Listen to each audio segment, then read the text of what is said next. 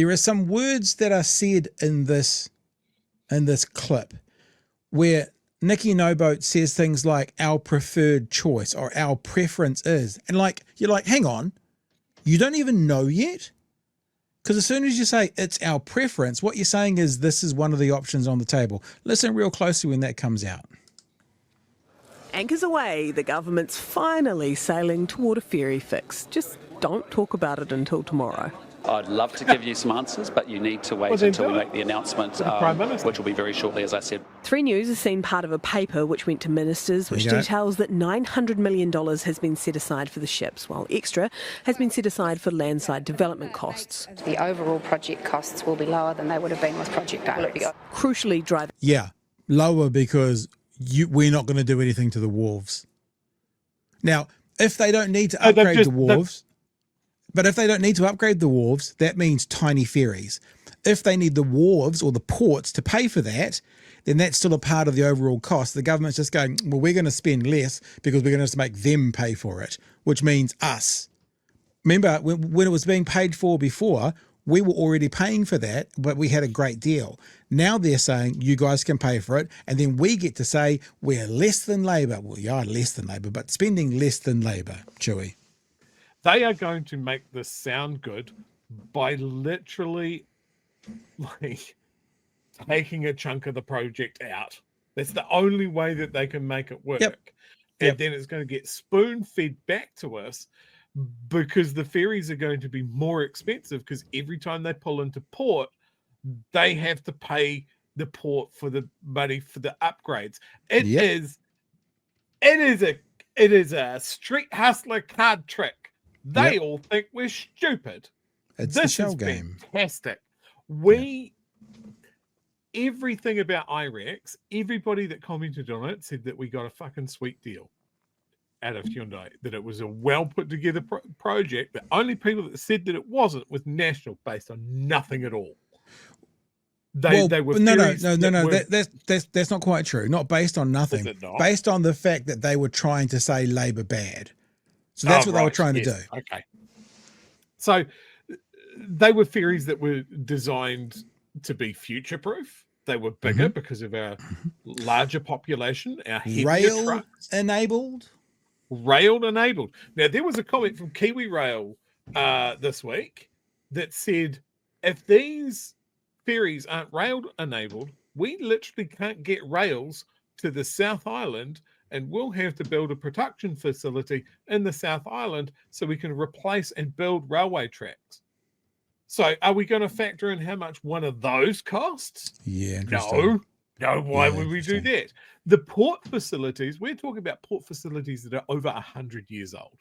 Like, it needs to be done anyway. The one in Picton, it's already started and they just hit pause on it. This whole thing is so dumb. This should be, if only it was the only thing that would sink this government, the utter omni-shambles of this. I assume we will only get to see its full, glorious unfurling tomorrow. But there is no hope here. It is going to be a disaster. Well, let's keep listening because, like I said, listen out for those words that make it sound like they don't have a final solution yet. Keep listening for them. Down cost, the paper details that the ports are to fund as much landside infrastructure as possible. Now, first of all, there's a word, as much as possible. What does that mean?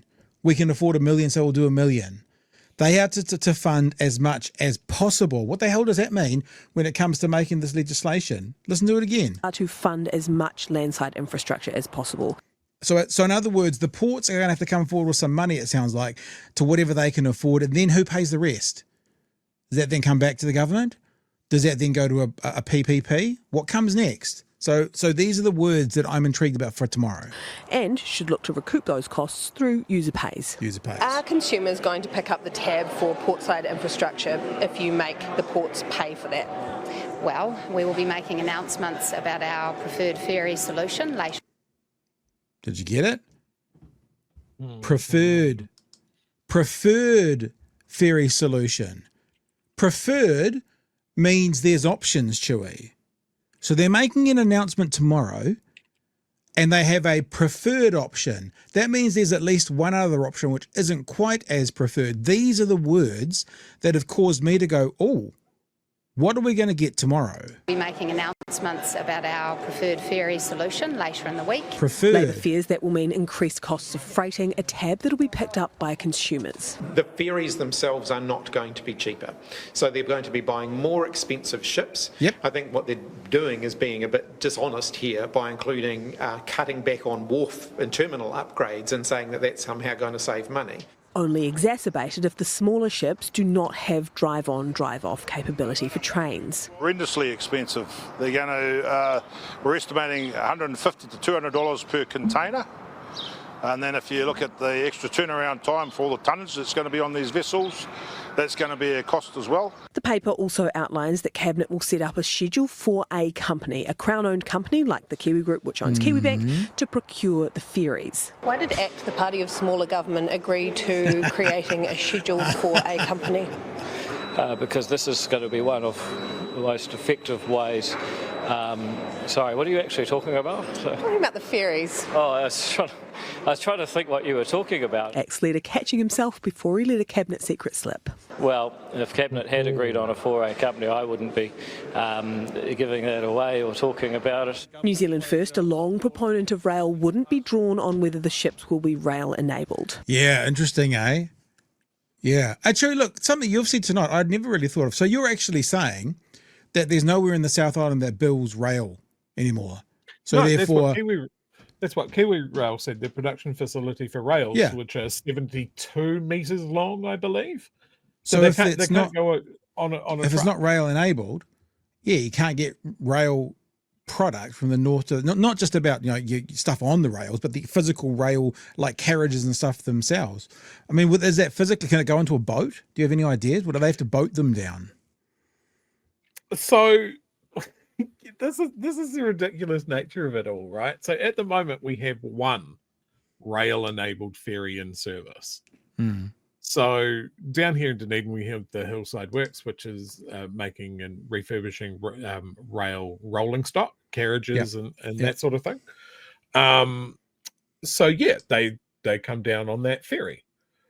But what Kiwi Rail is talking about is the actual rails themselves need to be transported on a rail carriage. They can't go on a truck. They're too long. You mean the physical, hang on, when you say the rails, the physical rails that the wheels sit on. Rails that make a railway are made in the North Island and need to be transported on a rail carriage on a ferry.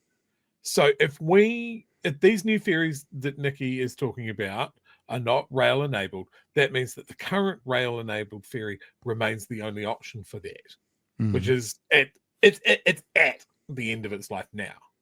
Wow.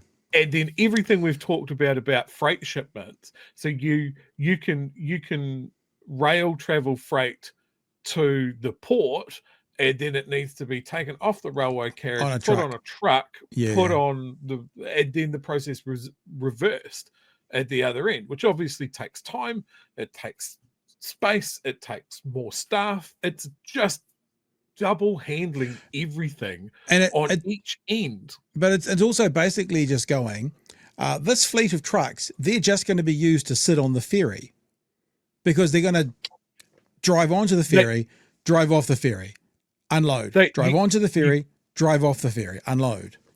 You can see that they have these special little wee shunting trucks that go on the ferry. They don't leave the port. And we have those options now because most of the ferries are not rail enabled. I've spoken at length about this government's absolute lack of vision and long-term thinking, and this is just shining a big ass spotlight on it.